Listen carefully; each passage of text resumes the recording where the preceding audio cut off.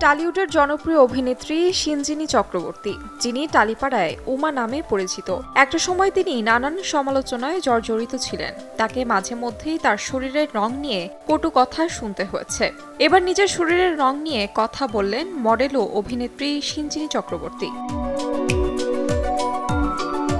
সম্প্রতি একটি গণমাধ্যমকে দেয়া সাক্ষাৎকারে অভিনেত্রী বলেন, একটা সময়ে আমার গায়ের রং নিয়ে অনেক মানুষ খোঁটা দিয়ে কথা বলেছেন। তখন আমি সবে মডেলিংয়ের দুনিয়ায় পা দিয়েছি। ফর্সা দেখানোর জন্য আমাকে চড়া মেকআপ করতে বলা হতো। প্রথম দিনেই জানিয়েছিলাম আমার শরীরের যা রং সেটি রেখেই কাজ করব। আমি ডাস্কি, তাতেই সুন্দরী।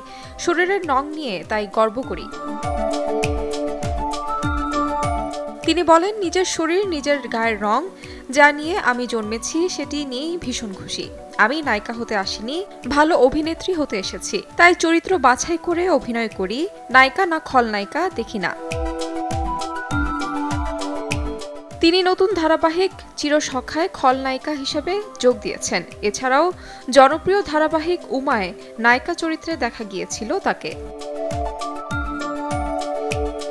তাহমিনা তন্নি, সময় সংবাদ।